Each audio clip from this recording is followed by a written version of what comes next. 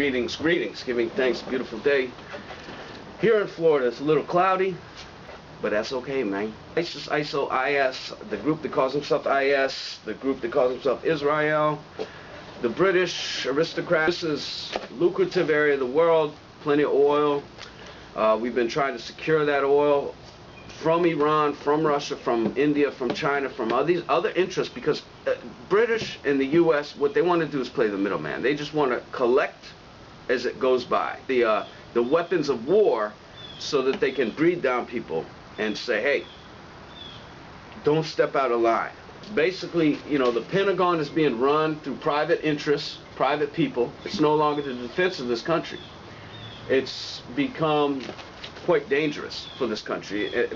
You know, you can argue with that, but again, all you have to do is wipe the shit out of your eyes and look around. I mentioned before, retired U.S. general acknowledged Washington's allies created Islamic State of Iraq to confront the Lebanese movement Hezbollah. The man's name was General Wesley Clark. Apparently he was a big general during the World War II.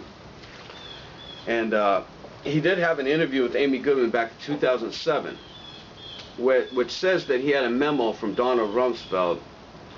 According to the general, the memo stated the ISIL terrorists, many of whom were initially trained by the CIA in Jordan in 2012 to destabilize the Syrian government, has seized large parts of territory in Syria and around 1/3 of territory in Iraq. So we're not just pulling this out of our you-know-where. Again, you got to learn to look into the horizon and see what's coming. Syrian government forces backed by Lebanese Hezbollah fighters captured several villages. So Syria's been actually doing a pretty good job, as well as Iran, taking out this threat, which the U.S. seems to be not very pleased about. And of course the U.S. is just operating on behalf of big business interests. Few selected individuals around the world that want to gain and control the territory in mines. 120 of its own members have been killed at least. They're killing religious leaders because they're speaking up against some of the acts they're doing, including the burning to death of the man, the Jordanian pilot man. Civil leaders, religious leaders spoke up against it. And Islamic State handled it, the so-called Islamic State handled it by murdering the man. And how are they drawing more people in? What they've done is they've given people small victories, at least observational victories. And naturally the fighters that were with this group or that group want to flock to the winning group. You know, they see it, they've presented the mission as the same as far as setting up this Islamic caliphate. Everybody's going to have a say in it, everybody's going to have a part. Nevertheless, the objective was always, of course, topple Assad, contain the region, and keep it out of the hands of Iran. Now, there's been 16,000 airstrikes since August 2014 to January 2015. 60% of the airstrikes were conducted by U.S. Air Force. This is part of a soft counterterrorism operation rather than an all-out act of war. In Newsweek, February 17th, it says drone bombing strategy in Syria and Iraq is not working because the U.S. bombing campaign against ISIS has been remarkably restrained. We want to feel the region out. If there's any groups that are operating counter to the select few colonial interests, then they'll take them out. They have drones collecting information from phone calls.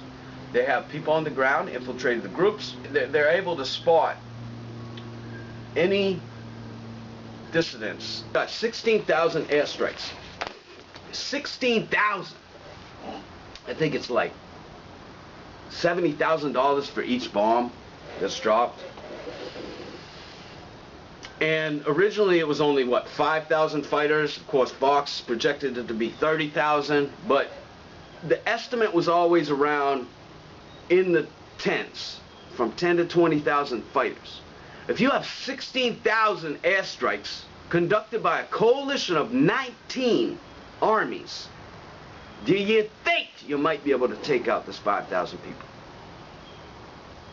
So you got this guy right here, Adam. He's supposed to be the cultural interpreter and media advisor for Bin Laden. I don't believe it.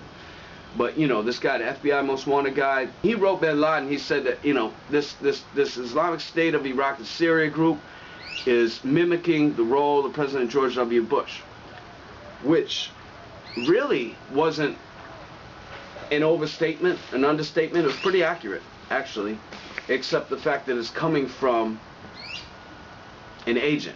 Manufactured dissent, the degree, the level it has attained, is that they're actually, not only do they manufacture the dissent, but the dissenters actually put out good information. If they go into their digital world and recognize that most people don't believe that this man is legitimate, and the ones that do aren't really paying attention, right? But the ones that are really curious about this man, say this Adam guy, for instance, get out, whatever his name is, then he's going to put out good information, and they're automatically going to dismiss that information is not credible. Witchcraft and magic and wizardry. Okay, so Omar al-Baghdadi was actually the first leader of the Islamic State of Iraq and Syria. He was droned in 2010, and he was succeeded by the Buqa prison graduate, Bashar Baghdadi. In 2011, a few months after the beginning of the Syrian uprising, al-Baghdadi sent his Syrian representative and soldier, Abu Muhammad al-Golani, who was owned by the Chechen, across the border with the blessing of al-Qaeda's Central Command to establish the Syrian version of the group. Now, I remember this article where they were clearly promoting this. First of all, they were a moderate group. They were the new group in Syria, but they were in a moderate group, and everybody's just go ahead and contribute to them. And that's what the Wall Street Journal put out in November 2011. And they didn't mention one thing about this Baghdadi. Now, they said he was the leader, the commander of this new group called ISIS. That's what they said. But never mentioned one thing about Baghdadi. And since then, I haven't read anything about a connection between Baghdadi and Omar the Chechen yet. Not one thing. But according to this article, it was Baghdadi that sent Omar the Chechen over there on his mission.